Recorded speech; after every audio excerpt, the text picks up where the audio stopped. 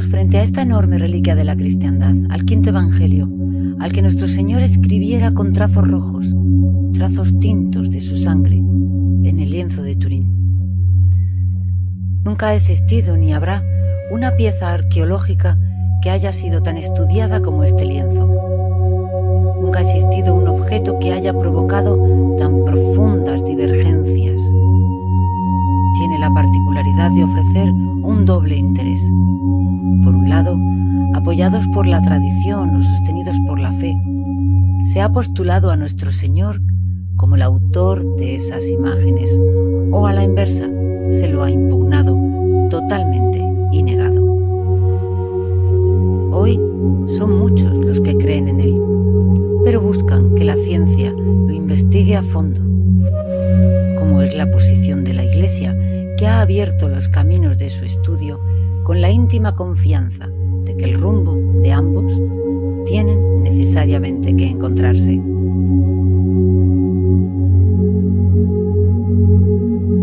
Pero podemos llegar a un punto en que no encontremos explicaciones y ahí, frente a algo racionalmente inexplicable, solo nos cabe complementar la razón con la fe. Esto es lo que enfrentamos al tocar el tema de cómo se hizo la imagen. Imagen acheropita, no hecha por la mano del hombre, como se le llamaba en Oriente, sin explicaciones científicas. Es curioso, pero el hombre común hace un acto de fe en muchas circunstancias de su vida. En los estudios de cualquier disciplina o profesión, siempre ha aceptado juicios, experiencias, definiciones que nunca ha podido comprobar. Pero este mismo hombre se resiste modernamente a hacer un acto de fe en temas religiosos. Frente a este apasionante reto, nos queda hablar de su imagen, de sus heridas, de sus manchas que no son de pintura, como hasta ahora muchos siguen diciendo, sino que son de sangre y sangre torturada. También debemos determinar las consecuencias de las heridas, de las hemorragias y tratar de encontrar las causas de su muerte. Contemplando el lienzo, advertimos que han existido dos tipos de agresiones. Las que veremos en su rostro, sobre todo con golpes, escupidas, hinchazones, arrancamiento de la barba, causadas seguramente por personas que cerca de él lo han golpeado, movidas por el odio. Pero hay otras lesiones distribuidas por todo el cuerpo, pequeñas, sistematizadas, hechas por profesionales de la tortura, como son las señales de la flagelación y de la crucifixión, que son la consecuencia de un castigo que ha sido el resultado de una condena. Veamos la flagelación.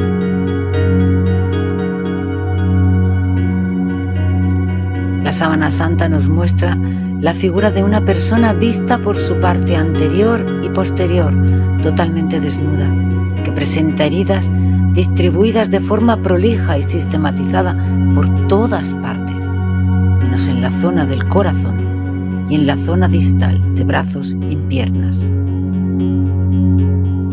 El no golpear la zona del corazón se hacía solamente con la idea de no provocar la muerte. El espectáculo debía ser prolongado. El castigo que se observa debió ser brutal. No era el castigo habitual que precede a una crucifixión. Los condenados a la cruz eran castigados con una vara en el trayecto que debían recorrer hasta llegar al sitio de su ejecución. Llevaban su cuerpo descubierto y mientras caminaban eran golpeados e insultados. Da la impresión de que quien ordenó la flagelación tenía la intención de hacerla intensa, profunda, pero limitada, que fuera todo el castigo, pero sin matarlo. Pero no fue así. El lienzo muestra que se llegó al final con la crucifixión y la muerte en una sucesión infernal y diabólica de sufrimientos.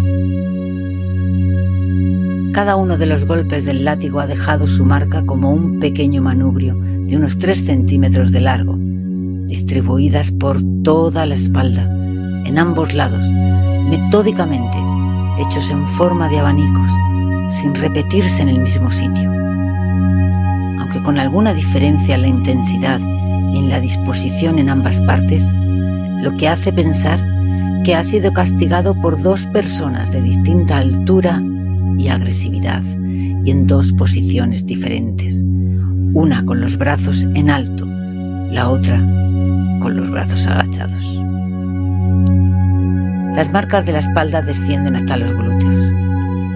La primera descripción de estas heridas fue de las hermanas clarisas ya en el año 1534. Ahí dicen que los golpes del látigo eran tan frecuentes sobre el estómago que no se podían encontrar sin golpes zonas mayores al tamaño de la punta de un alfiler. Parece una imagen, pero pintada con su propia sangre. El castigo tampoco perdonó la zona inguinal ni la zona genital. Sobre la espalda, además de las marcas en forma de manubrio, se nota una escoriación, que es un poco más alta en la zona escapular derecha y algo más baja en la izquierda. Da la sensación de que el condenado hubiera transportado un cuerpo muy duro, rugoso, que ha lastimado la espalda, que no ha estado directamente contactando con el cuerpo porque lo hubiera destrozado, sino que ha sido colocado sobre un vestido. También se deduce por el lienzo que ese segmento de la cruz que llevaba el reo debió llevarlo con su brazo derecho y tendido hacia arriba, pues las lesiones en la parte derecha son más altas, y estaba dirigido hacia la pierna izquierda. En ese lugar, sobre el tobillo, se notan lesiones de forma circular, como pueden ser las causadas por una soga. Según todas las investigaciones, los condenados a la cruz llevaban solamente el madero transversal, el patibulum, que se ataba a su pierna y desde allí a la pierna del otro condenado. La caída de uno solía arrastrar a sus compañeros en desgracia al caer con él. Este segmento transversal era muy pesado. Se calcula que estaba entre los 40 y 70 kilos y la cruz entera tendría un peso de 140 a 160 kilos.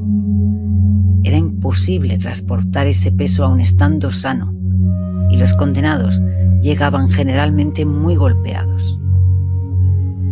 Los romanos utilizaban un látigo para golpear llamado flagrum, flagellum o taxilatum. Era un instrumento de tortura horrible. Constaba de un mango corto, del que se desprendían 2 o 3 correas, podían llegar a 9, que llevaban colocado en su extremo un trozo de plomo, un dado o un hueso, que generalmente era un estrágalo de cordero. El ancho de la correa diferenciaba el látigo. El taxilatum era el de correa más cortante y seguramente fue el que se usó con Jesucristo. Esta forma de castigar podía producir de por sí la muerte. El látigo destrozaba la zona donde caía, golpeaba y luego arrancaba. La intensidad del látigo podía lesionar los músculos y llegar hasta el hueso. Cada golpe de plomo destrozaba y dañaba de forma irremediable los órganos internos. Los golpes primero caen sobre la piel y la dermis. Es un tejido mucho más importante de lo que se cree. Está vinculado con funciones inmunológicas de defensa, metabólicas y de sostén. Para tener una noción del sufrimiento de quien es golpeado, recordemos que 1 centímetro cuadrado de piel posee 200 terminaciones nerviosas libres, que son específicas para captar el dolor. Además, en esa pequeñísima superficie de 1 centímetro cuadrado existen 3.000 células nerviosas y hay 4 metros de red nerviosa. Pensemos que el 60% de la superficie del cuerpo de Cristo estaba lesionada. Por lo tanto, tenemos más de 300.000 receptores estimulados, transmitiendo nada más que dolor. La flagelación era un procedimiento legal antes de una ejecución. Era un castigo reservado para los esclavos, Estaban excluidas las mujeres, los soldados, salvo los desertores y los senadores romanos. La ley judía autorizaba 39 golpes y la romana no tenía límites. El número podía depender de la resistencia del condenado o del cansancio de quien lo golpeaba. Cada golpe dejaba, según el número de correas, de 3 a 6 heridas. No se han podido contar con exactitud el número de golpes, pero se calcula que estuvieron entre los 90 y los 120. En un trabajo de fisiopatología clínica de la flagelación se puntualizaron las lesiones causadas por el flagrum. Provoca heridas múltiples, lacerantes, contusivas. Las lesiones cutáneas leves sangran poco. Cuando el golpe es más intenso puede provocar esquimosis, petequias, sufusiones o hematomas. También puede provocar necrosis muscular. En casos puede llegar al síndrome de aplastamiento o hacer una acoagulopatía vascular diseminada.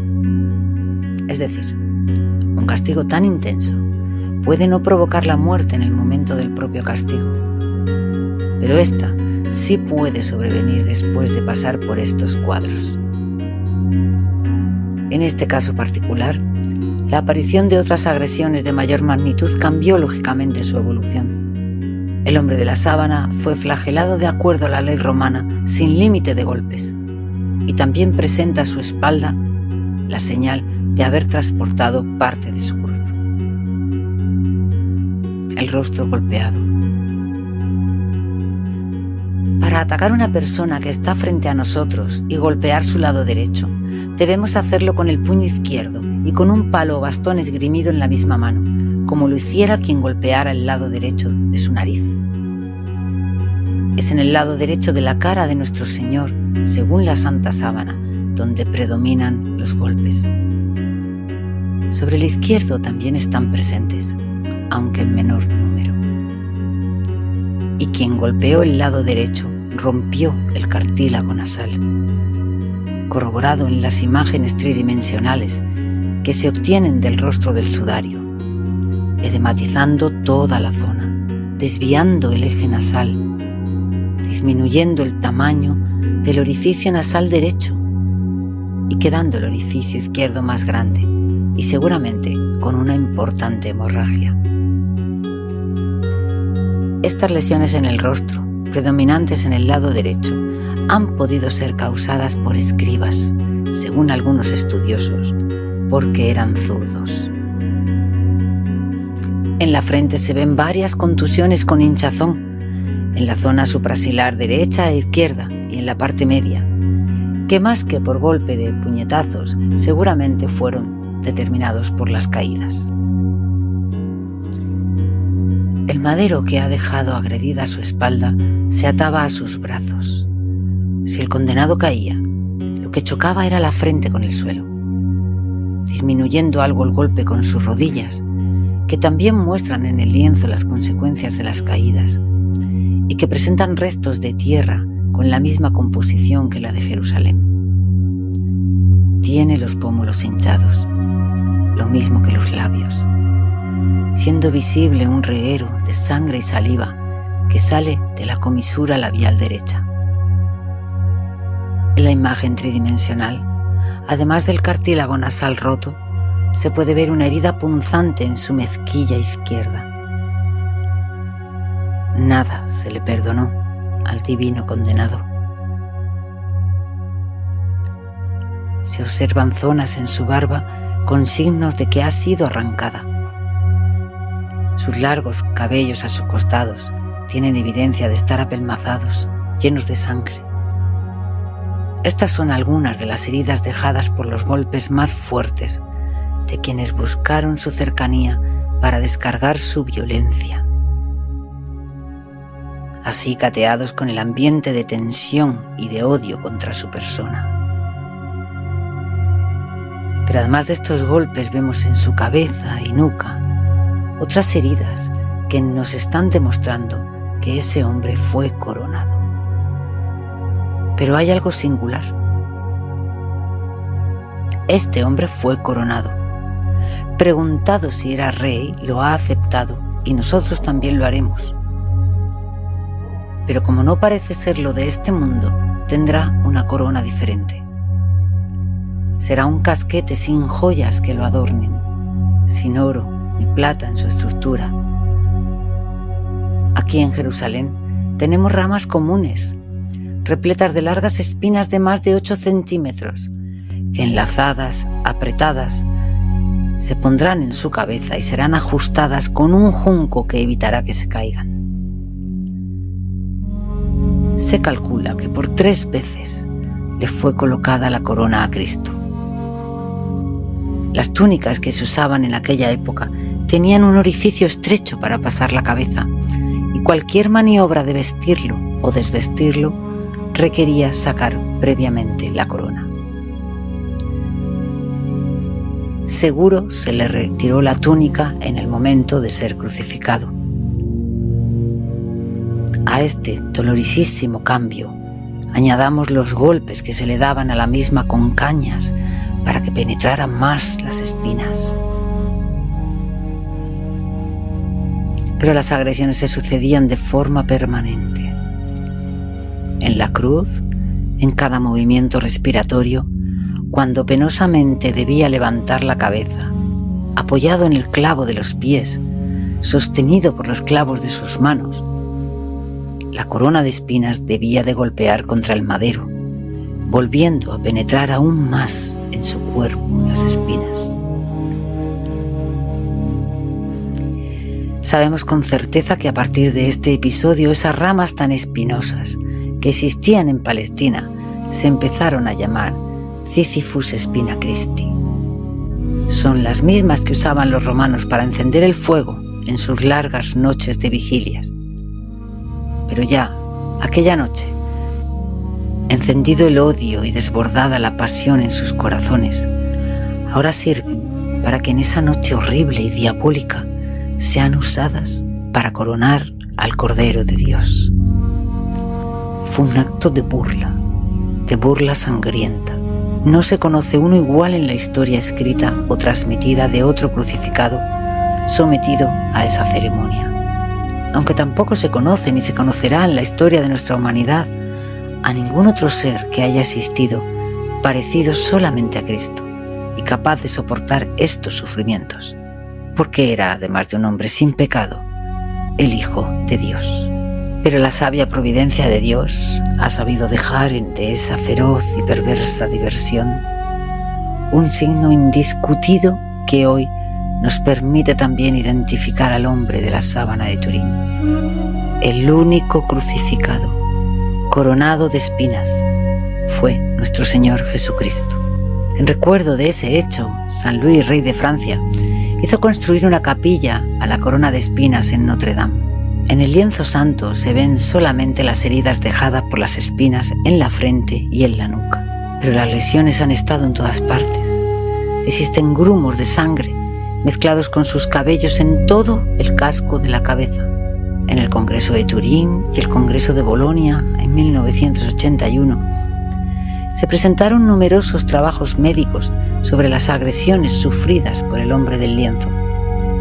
Se presentaron documentados y completos trabajos sobre los aspectos médicos de las heridas de la corona de espinas. Se han señalado las heridas producidas por las espinas en la vena frontal, en la rama frontal de la arteria temporal superficial, es decir, se han podido identificar las espinas hiriendo un vaso arterial o venoso por su forma diferente de coagular, gracias al desarrollo de esta ciencia en el último siglo. En la frente se distinguió un coágulo muy especial en forma de un 3 abierto e invertido, que ha sido minuciosamente estudiado. Es una herida de la vena frontal. El dolor provocado por la espina hizo contraer el músculo frontal, lo que provoca que la lenta pero continua salida de sangre venosa, al permanecer la espina clavada en el vaso y contraer el músculo, le haga tomar esa forma. Pero ese coágulo con esa forma tan peculiar queda detenido, como cortado en su parte horizontal inferior, y después de ese intervalo aparece otro pequeño coágulo continuándolo. Se interpreta que justo por debajo de ese coágulo, en forma de 3 invertido, hay algo que lo contiene, que ha sido el junco que apretaba todo el casquete y que al seguir sangrando es desbordado y así forma el otro coágulo más pequeño un poco más abajo. Observando las heridas provocadas por las espinas en la nuca, también apreciamos la existencia del mismo límite. El Concilio Trulano II del año 680 se ordena en uno de sus cánones que las imágenes de Cristo no deben presentar el signo de su pasión. Por ello, empiezan a aparecer en los iconos 2 mechoncitos de cabello justo en la zona donde encontramos el coágulo en forma de 3, que lo reemplazan. Esto se advierte en numerosas imágenes, como en la cruz de la iglesia de Santa María la Antigua de Roma del año 705. Esto lleva a inferir a los estudiosos que en aquellas lejanas épocas los cristianos ya conocían la imagen de la Santa Síndone. Los pequeños coágulos de la nuca se observan muy bien. Tienen el aspecto de provenir de sangre venosa y en muchos de ellos se nota la tendencia a desviarse en su descenso hacia un lado, dependiendo de la ubicación de la cabeza. En general, se calculan entre 50 y 60 heridas producidas por las espinas y, como sabemos, es una zona muy sangrante, pues está ricamente vascularizada. Estas heridas tienen como consecuencia llevar a la anemia aguda y conducen a un Jobs o a un agravamiento del mismo. El hombre de la sábana fue crucificado. No podemos imaginar una crueldad mayor que el castigo de la crucifixión, y sin embargo, fue repetidamente usado durante muchos siglos. Hay referencias de Dionisio en el siglo V a.C., usándolo ya como castigo. Alejandro Magno introduce su práctica en Egipto y en Cartago.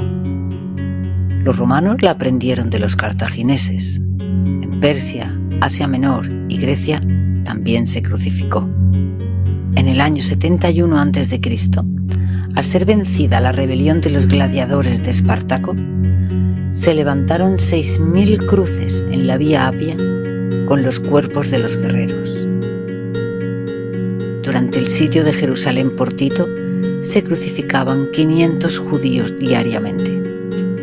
Las luces de los jardines de Nerón eran dadas por personas crucificadas, empetroladas y encendidas. Era una de las formas de muerte para los esclavos, que la padecían por las razones más insignificantes, y hasta es mencionado que 2 o 3 generaciones de una misma familia de esclavos padecieron la misma muerte. Alrededor del año 1930 se encuentra en un osario el esqueleto de Juan de Ezequiel, clavado de costado con un clavo en ambos talones y otro entre el radio y el cúbito. Se piensa que son restos del sitio de Jerusalén. Siempre en las pinturas de las cruces de las iglesias, el clavo aparece en la palma de las manos de nuestro Señor. Aunque ya en el año 1598, Monseñor Padiot había afirmado que la herida estaba en el carpo. También algunos pintores como Van Dyck y Rubens, en cuadros que se encuentran en Amberes y en el Museo Real, ubican la herida en el carpo. Los artistas boloñeses a partir del siglo XVI colocan también el clavo en la zona de la muñeca. Habitualmente se crucificaba con clavos. Así lo hacían los romanos. No hay cruz sin clavos, decía San Agustín. Los egipcios y los griegos utilizaban sogas para atar los miembros. Se cree que con Jesús utilizaron 3 clavos. Algunos hablan de 4, 2 para los miembros superiores, un tercero para fijar el pie derecho al madero y el cuarto sobre el pie izquierdo puesto encima del pie derecho. Los clavos se ponían en la muñeca donde flexiona la mano. Para quienes saben de anatomía es el llamado espacio de Stock. que está situado a 8 centímetros de la cabeza del tercer metacarpiano. Allí el clavo se introduce fácilmente, separa los huesos al entrar, no destruyendo ninguno. Pero hay algo terrible. En este sitio se encuentra un nervio motor y sensitivo importante, el nervio mediano, que es herido al introducir el clavo, lo que provoca, además de un paroxismo de dolor insoportable, es la contracción y desaparición del dedo pulgar, que se esconde hacia abajo y hacia adentro. Por eso, en la sábana santa se ven 4 dedos de cada mano. El pulgar no aparece. Este dato del clavo introducido hiriendo el nervio mediano de la muñeca es terrible. Porque pensemos que no solamente en el momento en que se introduce el clavo sufre el nervio, sino con cada movimiento de nuestro Señor en la cruz, cuando elevaba su cuerpo para evitar la asfixia. Y cuando lo volvía a descender por el cansancio y el dolor en sus muñecas, el clavo, de perfil cuadrado, giraba por sobre el nervio, hiriéndolo despiadadamente y haciendo que el dolor se extendiera desde la nuca hasta los talones. Se mencionan también algunos crucificados con varios clavos en casos de tremendo ensañamiento y brutalidad. Pero los romanos eran expertos en las ejecuciones. Sabían masificar el sufrimiento, prolongar la agonía, sin llegar a producir la muerte de los condenados. Muchos médicos han hecho experimentos y demostrado que un clavo colocado en la palma de la mano no puede soportar el peso de un cuerpo. Se desgarran los músculos. Solo poniéndolo en la muñeca donde existen fuertes ligamentos, se sostiene. Los estigmas en la sábana santa se presentan como una protuberancia de un lado y de otro lado aparece una herida también en forma saliente. Las heridas de los estigmatizados son heridas que nunca supuran y que tampoco los médicos pueden curar. En muchos de ellos aparecen los días viernes y están vinculados al tiempo de la pasión. Algunos de los estigmatizados, como Teresa Newman, Martha Robin, presentan, acompañando este cuadro, otro que se denomina inedia, que significa que no comen ni beben nada, a excepción de la Eucaristía, durante años, haciendo su vida normal sin perder peso. Comenta Jean Giton que la estigmatizada Martha Robin comulgaba los días martes y que fue su único alimento durante muchos años. Luego, nuestro Señor es suspendido de la cruz. Todas las agresiones que hemos comentado han sido de inusitada violencia, de terrible gravedad, con abundante pérdida de sangre. Se sumarán a otras y fue así todo en una magnitud increíblemente superior a lo que estamos mostrando y que probaron hasta el límite la resistencia del Señor. Después de clavar sus manos al patíbulo, fue levantado con él mismo y encajado en el palo vertical, lo que tiene que haber provocado paroxismos de dolor tremendos. Y por último, fijado en la cruz, el pie derecho y por encima el izquierdo. El crucificado habitualmente moría de asfixia. El drama terrible de cada segundo era hacer lo indecible para incorporar aire a sus pulmones cuando estaban hundidos. La sábana nos muestra en la muñeca y en los antebrazos las consecuencias de esta dificultosa tarea. Al clavar al condenado al patíbulo y subirlo a este para encajarlo en el segmento vertical, el crucificado quedaba en tremendas condiciones. Descendía su presión arterial, aparecía taquicardia, se desvanecía a los 6 minutos. En hombres resistentes, cuando se han hecho pruebas sin clavarlos, claro, solamente resistían 12 minutos sin caer en desvanecimiento. pero cuando apoyaban los pies y levantaban el cuerpo, lograban una rápida recuperación. En el caso especial de nuestro Señor, por el contrario, tenemos que recordar que venía con anemia debido al castigo sufrido. Estaba deshidratado, enfebrecido, agredido en sus nervios, abiertas sus carnes, dolorido por los golpes. Lo que, unido al colapso producto de la suspensión, debió provocar con toda seguridad un desvanecimiento contra el cual ha debido también de luchar para poder cumplir y terminar su misión. Todo este conjunto de alteraciones comienza a estar acompañado, a partir de ese momento, de manifestaciones respiratorias. La muerte del condenado, en general, se producía por asfixia. En Jesús veremos que ha podido ser diferente. Sin dejar de tener falta de oxígeno por su respiración, ahora más dificultosa, muere sin embargo lúcido, hablando, emitiendo al final un gran grito. En la asfixia cuesta hablar y se va entrando paulatinamente en un cuadro de sopor. Para poder respirar, nuestro Señor debía apoyarse en sus pies, apoyándose lo que podía con sus brazos para elevarse y así ir repitiendo la operación y renovando la tortura. Esta elevación, que debía hacerse para poder respirar apoyado en sus piernas, era conocida en sus tiempos. Por eso, cuando se quería apresurar las muertes, se golpeaban las espinillas y se rompían las piernas con el crurifrágil romano. Esto provocaba el hundimiento, la asfixia final y la muerte. Dentro de su salvajismo, el golpe era un acto de piedad. La agonía de Jesús duró 3 horas, que más que una agonía, fue una sucesión interminable de eternos segundos. Su muerte fue rápida. ¿Cómo? ¿Ya murió?, dice Pilato.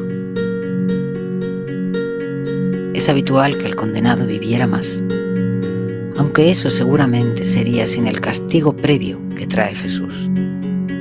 San Andrés vivió 48 horas en su cruz. Otros, en cruces bajas, morían siendo devorados por las fieras.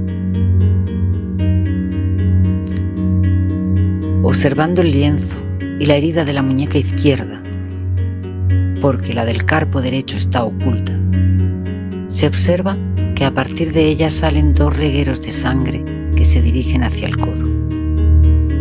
La herida de la muñeca es mayor de lo que debía haber sido, y esto es debido a que esto se debe a los movimientos de elevación que debía realizar una rotación sobre el clavo, como ya vimos, y esto agrandaba la herida. El movimiento de rotación sobre la lesión externa se hacía también adentro, en el nervio mediano. Se han estudiado los distintos ángulos que tienen los brazos en relación con la cruz al seguir estos movimientos respiratorios. No cambia nuestro horror al conocer estos detalles. También se han hecho análisis de los movimientos que debió de tener con su cabeza. Pero como si esto fuera poco, hay un agregado infaltable en este cuadro, que son los calambres. ¿Quién no ha padecido un calambre y conoce el dolor que lo acompaña? Aquí también están ellos. Todo esto que nos muestra la sábana nos habla de un padecimiento que, por lo menos en mi caso, me ha impactado mucho más. Ha sido mucho más cruel de lo que leo en los evangelios. Los médicos que han estudiado la pasión de nuestro Señor a través del lienzo de Turín hablan de los sufrimientos de Cristo y dice que se ejercieron con codicia y crueldad extrema. La muerte por asfixia supone una dificultad muy grande para poder hablar, y por eso las palabras dichas por nuestro Señor fueron pocas, pero tan significativas. Padre, perdónalos. Yo te aseguro que hoy estarás conmigo en el paraíso.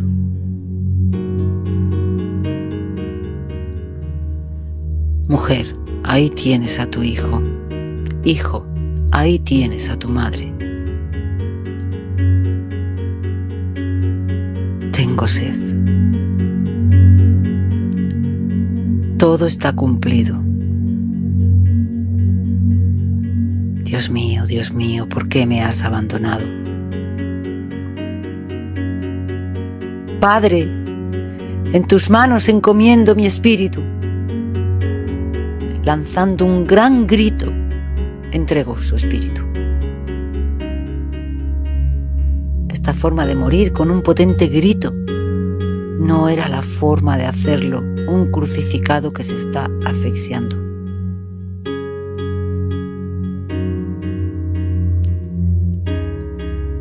Es por eso que muchos creemos que Jesús murió cuando quiso.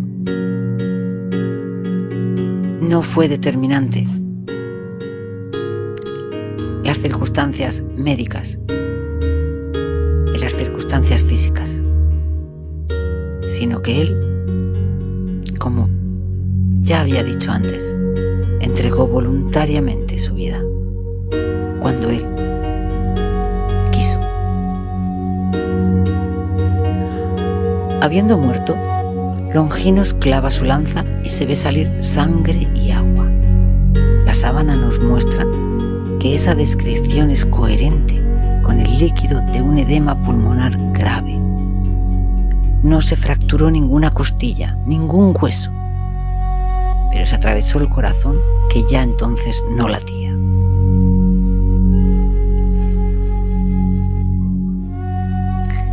Es la tremenda realidad de los sufrimientos de nuestro Señor, que surgen de esa maravillosa reliquia que es el Santo Sudario conservado en Turín.